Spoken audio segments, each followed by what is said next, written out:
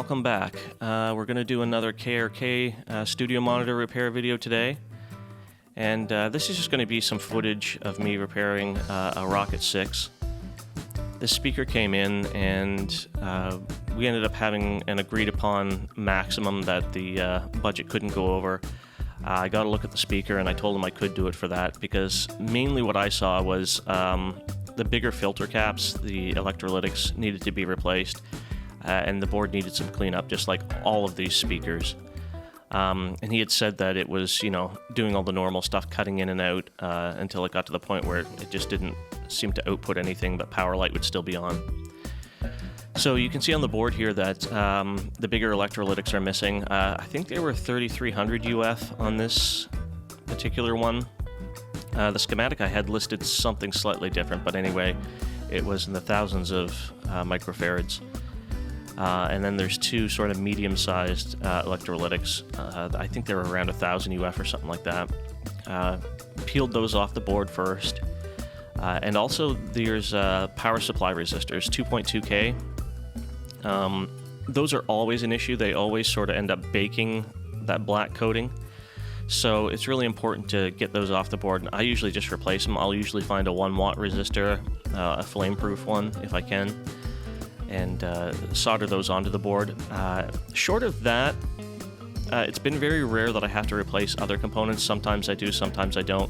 Underneath the black goo, where it is on the main part of the board, if it's anywhere near the power supply, you will find spots where the black goo has gone hard and there will be corrosion and stuff underneath of that. So you're going to have to pull those components off the board, but I found most of them, I can clean them up, clean up the leads, and then resolder them in, and usually good to go. And you'll also notice as I go along that once I get the components replaced, the wires coming out for your high frequency driver and your low frequency driver, I end up pulling those out, peeling the black coating back, and it's usually a little bit rubbery around these wires. But I make sure that I clean all of that solder off the board, and then I go in and I resolder. And you will notice that when you do that, there'll be a lot of popping and sort of these little explosions from either the moisture, contaminants, or whatever is in that old solder, and gets down in the holes, and just basically causes problems. I've heard from quite a few people at this point who have tried to repair theirs, and this is often a step that they miss, resoldering those wires, and they'll replace a bunch of other stuff, power the speaker on, and it still won't work. But pulling those wires out, and make sure you trim the wires back as well. You don't have to trim much, because normally if there is any oxidation or corrosion, it doesn't go up into the wire far, but it will be up into the insulation, so I always recommend clipping them off, stripping it, and re-prepping your wire. So beyond that, it's just a lot of scraping and getting the old junk off. Now, you don't have to get absolutely every little bit of it off. You just don't want it around anywhere where there are component leads. The black goo, it gathers moisture and any amount of heat cycling, and it goes hard and makes the problem even worse. So you just got to move stuff around. You've got to really clean it back, and then often what I do is just a little bit of isopropyl alcohol, and you can even wipe it with just a paper towel if you don't have cotton swabs, just to get some of the excess residue off.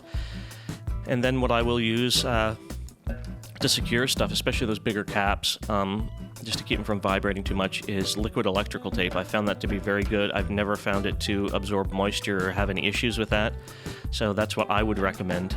But beyond that, anything that looks questionable soldering wise, go in and at least suck the solder off the board, get it cleaned down, and put fresh leaded solder on. You'll find that, again, there'll be a lot of popping from whatever contaminants or moisture or whatever it is in the solder that causes things to go bad. But you'll notice as you pull it out, in a lot of the component holes, the through holes, there will be like this white sort of powdery oxidation that's on a lot of stuff. So you can sort of see that with this one, it kind of got lucky because the black goo actually wasn't in around the power amp transistors there. the actual amplifier transistors. It was just on some of the select components. There was quite a bit on by that one connector up by the power supply, which took a little bit of time. That was the only spot, though, that I had to pull components out and try and fix the leads on. So other than that, it was just a matter of putting this back together and testing it. Unfortunately, this client didn't include the box with the drivers in it, so I had to just hook up a cheap substitute driver just to make sure I was getting level out of this unit. And one other thing I will say is that I have people contacting me from all over the world, and a lot in the US, wondering about getting their Rokits fixed. And I will tell you, every time I've quoted them a price, they end up not wanting to do it. And I sort of go back to what one of my commenters said. The easiest way to fix the KRK Rokit speakers is to throw them in the garbage and go buy Yamaha. And it's not that I want to advocate for just throwing stuff out, but it's going to be a much more cost-effective option for you in most circumstances, unless you can do this yourself or find a local shop that can do it for you. It's going to be much more cost-effective just to get a different set of monitors. If you like KRKs, I don't know what to tell you. Go out and buy another set, but you're aware of the issues. Maybe you would be better off going with a different brand that doesn't have all of these weird issues.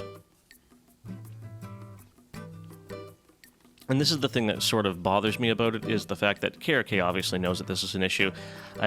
They went through at least a couple generations of speakers. That black goo has just been horrific. And you can hear that there's output on this.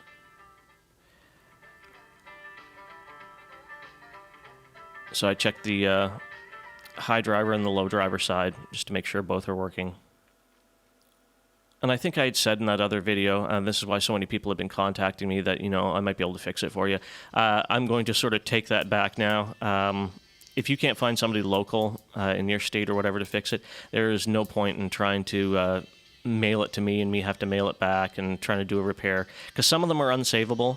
And just the reality of the situation is that it's too much of a risk for me to have these speakers being mailed in and out for only some of them to be salvageable.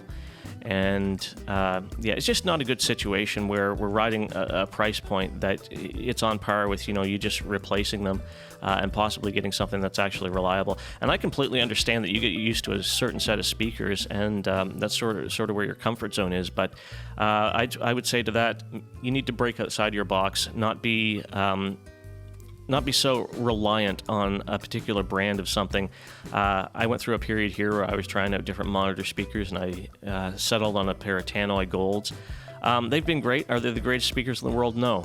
But, I've got to hear the difference between those and some JBLs and some Adams. And, really at the end of the day, there are differences, but it's not so huge and catastrophic that I can't relearn the audio profile of a set of speakers and be able to get done whatever I need to get done, or just enjoy listening to music. So anyway, that's going to be it for this one, guys. I hope that you find this helpful and there's a little bit more information in here for you.